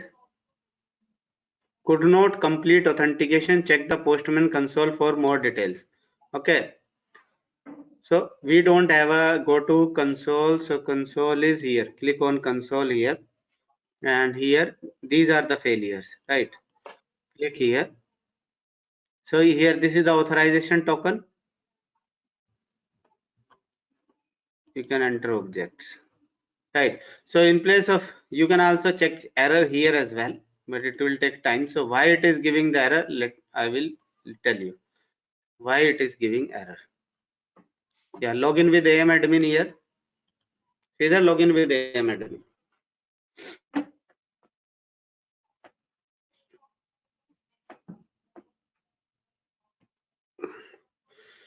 Okay, so scroll down.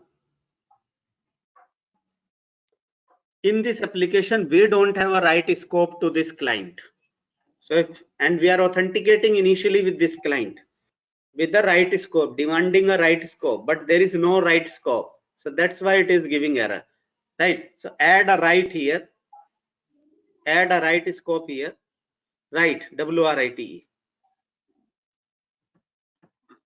Add below as well. No need to add below if you add above. Okay, save changes.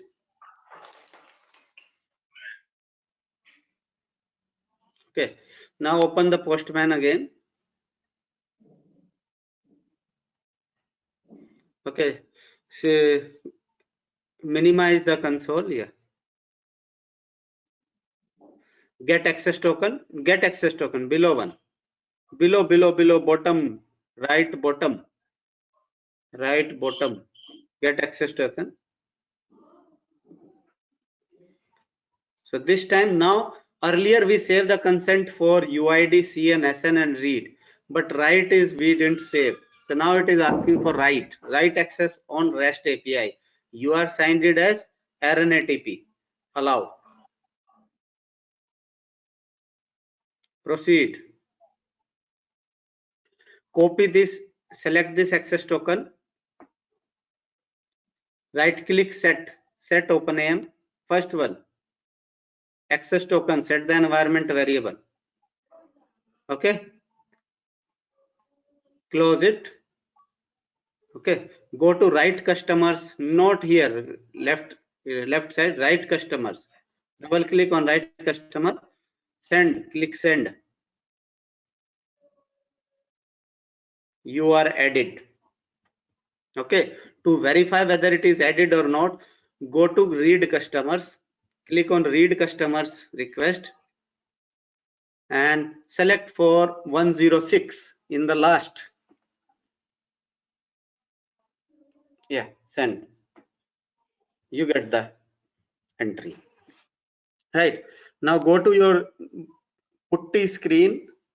There you will get the logs as well.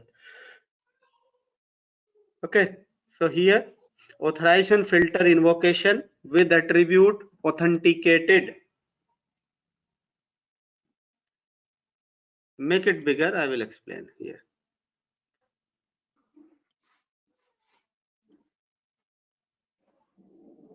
Authenticated, right? And here your scopes are right. Here where we are getting a 106 and here above authorized filter invocation right. Here it is asking for right and here is you have a right scope. Others are we just fetch it. Later request. This is your right request.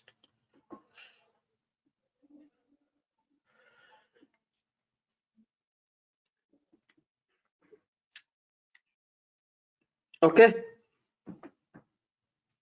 Hello.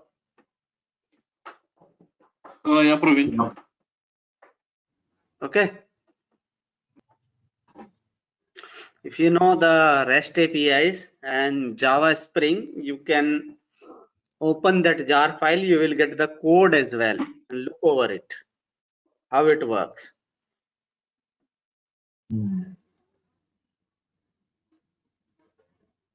Okay. So that is all about your OAuth. How to protect your APIs with OAuth. Okay. Yeah, Praveen. So do you want me to continue or we'll wrap up the session here?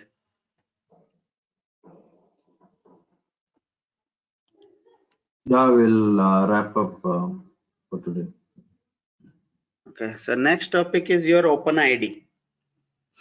Praveen, Okay. I think I haven't completed this concept, Praveen. I'm getting Okay, you somewhere can there. share your screen. We will finish it with you. Okay, Praveen. Yeah. Okay. So this OAuth concept, you can only understand this concept when you configure or develop some application. So how the application behaves, how the application connects, then only you understand. With theory part, you can't understand. So here you understand how read works, how write works, how you get the code, how you get the access token, then how you send the access token to the REST API, how REST API interact with the token and return you the result. Got it, guys? Yeah. Yeah. So you stuck at the callback, right? Let me give you the URL so that. Here it is there, Praveen. This one, Okay, right? let me give you the URL. You can use this URL and paste it.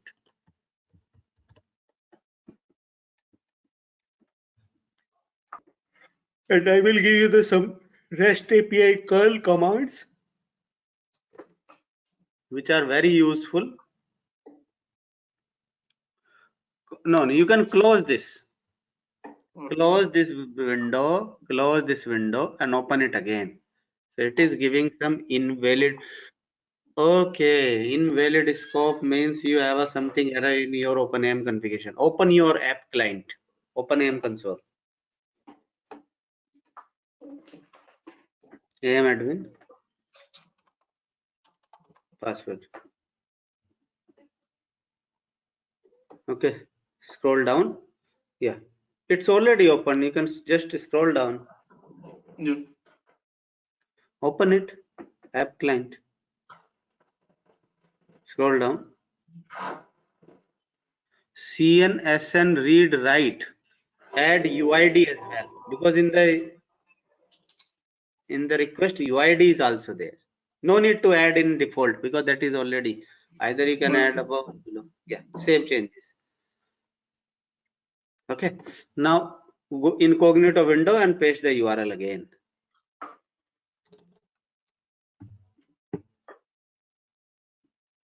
User.1.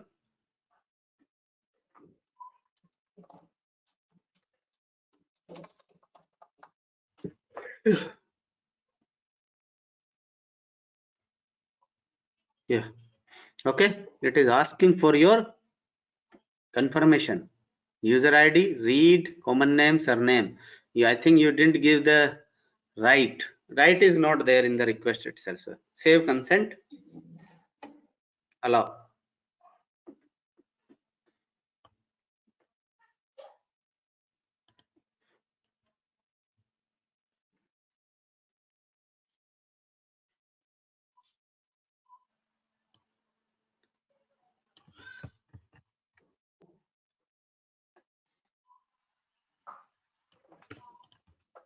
You get the code?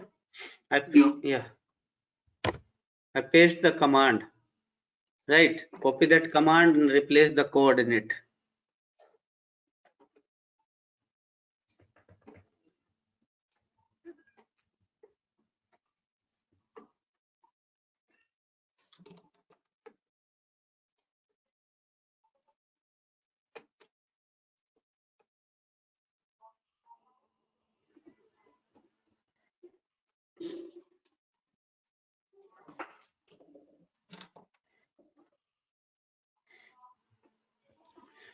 Do it fast because code is valid for 2 minutes only.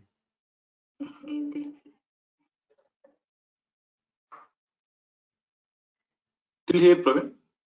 Yes.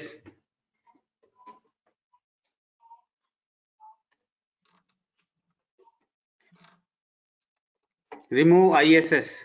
Remove ISS and end. End as well. Yeah. Now you can run this command in the putty screen.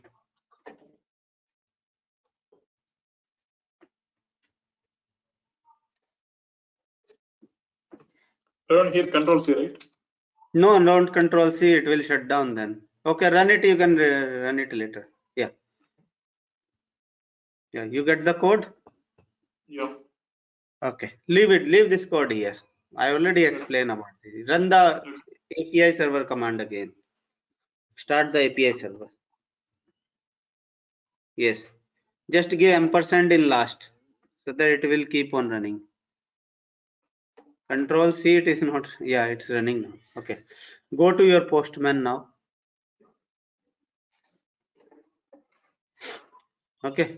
So where is your get access token? Yeah, this one only.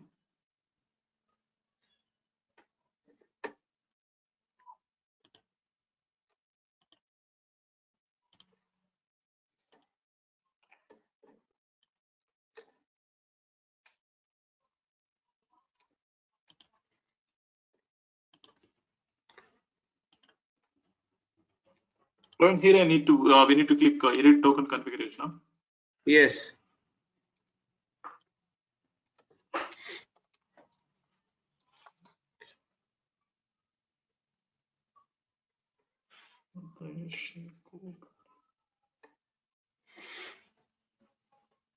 Yeah, that is all done already.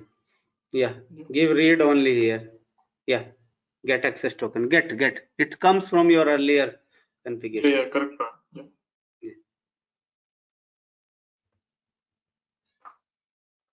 User.1. Password.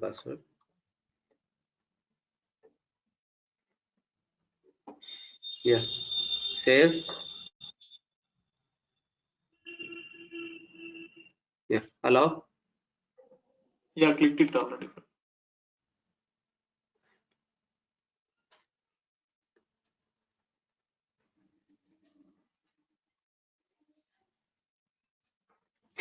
It is Wait, not taking then. Praveen. Okay. Close from above and click again.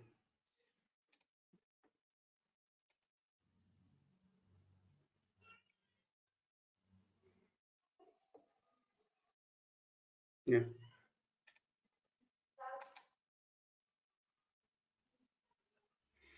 You don't save it then if it is giving error. Don't save it. Because you did not configure the description. That's Yeah. why. Copy this. Access token. Close it. Okay. Now add one more request. Open AM. Add one more request. Read customer. Yeah. Save to OpenAM server. Okay. http:// yeah, header http:// openam.example.com /:8081 /API/customers CUS. Okay, go to click on authorization, header. Yeah. Authorization, bearer, capital B,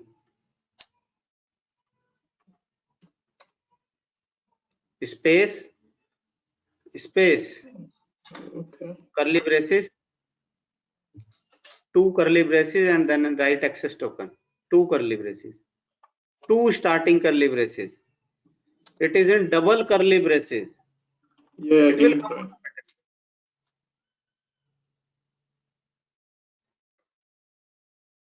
Remove last curly braces, it will auto complete. Else you will, yeah. Okay, click on save. Right after send, save your so that further you will get it later. Send. Okay.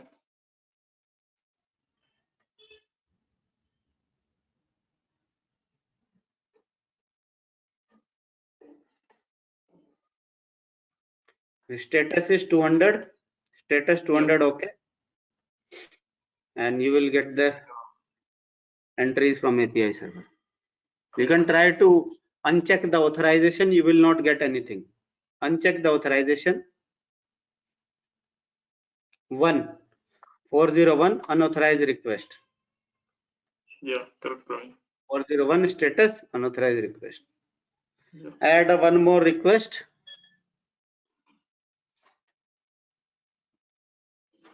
Add right customer.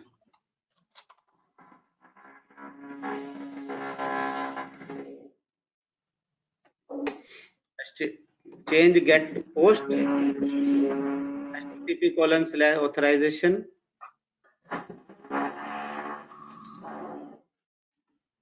bearer capital B with bearer and space with curly braces. Now give access underscore token. Go to post request, enter a request URL http:// yeah, copy this, paste it here. Right now go to read customers and copy the sample customer from here. One entry, only one entry. Yeah, doing Praveen. Right customer, yeah, body raw JSON. Good. Put it. Change the values. 106.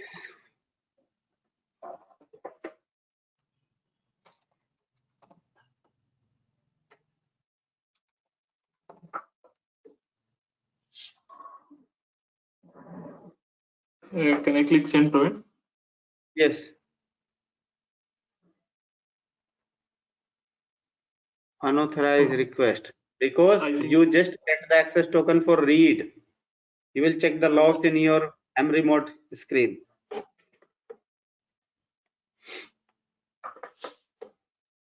Fail to authenticate. For has authority scope right. You have only scope read. Yeah. Now get the access token for write in Postman. Go to Postman. Get access token. Access token. Access token. Access below request. Sorry. Yeah. Add in scope. Add write as well. WRIT. Right? Yes. Say allow. Proceed.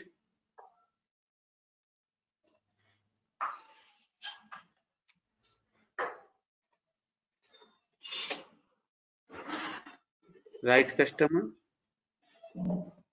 Send. Added. Yeah. Now get customer, read customer. In the last give /107. Yeah, Praveen. Okay. Yeah. So I will give you a few more curl commands, guys, right? Yeah.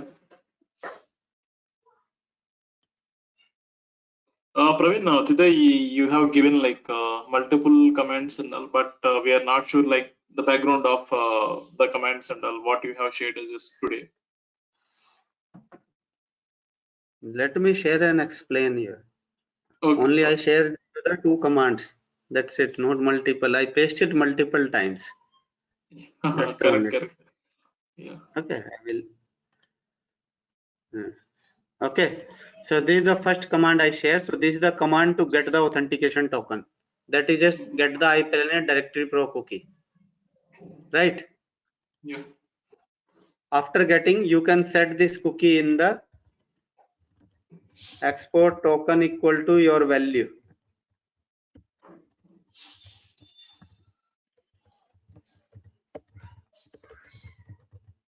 Received from above command.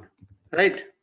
Now this is IPLNet directory pro. Here is a token. So $token is a variable here in command line. Right? And this is the command for getting the authorization code. So you paste this command in your browser to get the authorization code. So when you paste this command, you will need to authenticate it, right? So that's why we here give the IPLNet directory pro cookie in the variables headers. We give it in the headers because we get it from here and set it here, and then we put it here. In your browser, you cannot give the full curl command, so that's why you need to give up to from here to last. Okay, so this is the authorized command for authentication. Client ID we are providing is app client. Redirect URI for the application for which we need a authorization code, which is registered in the app client configuration in the OpenAM server. So this is the URL which you saved, redirect URI. These are the scopes we need to get. Read space is replaced with in URLs %20. This is the value of the space. Okay, read UID CN SN. Response type is authorized code, means authorization code. Save consent on decision equal to allow. But unfortunately this value is not working. So you need to give the save consent, right? So it gives you something value like this, right? Return value. Okay, then you can get the access token. So curl post command URL encoded type authorization code. Now you need grant type is authorization code. So this is your code. Okay, and this is the redirect URI. Right. Now you need to give your username password for your application, which is auth client. So that is app client ID, app client secret password. And the URL to it is access token, which you configured in the Postman as well. Right. Now get the access token. This is done. This is the access token you get. So this is a opaque token, but in our configuration that is a JWT token. So you will get the JWT token here. get the user info. You will also get the user information with this access token. So you can give the access token here and you can hit the URL with user info. So, or token, either you can replace token here, then you will get the user info, right? Yeah, copy down this. Yes, step by step. We'll see. These are very important commands. It takes time for me as well to create these commands. You will not directly get it from anywhere in the documentation as well. Yeah. Documentation, you get So, one command here and one command on the 100th page. I compile all. also Praveen, so how can we come to know the like URL format and like auth2 / authorization question mark client ID some this format and all. So how are we coming to know? You can learn all these things with experience, or you can just learn some course from the Google or read on Google how to format the URLs, what are the meaning. So question mark is a separator here. Okay. Okay, so question mark is separate, means this is your URL, main URL. After question mark, these are the parameters you want to pass on the URL. So after question mark, these are the parameters. So from here to here, this is a parameter. This is the value, parameter ID, parameter value. Then you can separate the parameters with AND. Parameter ID, key and value. Then separate with AND. Parameter ID, parameter values. Like this.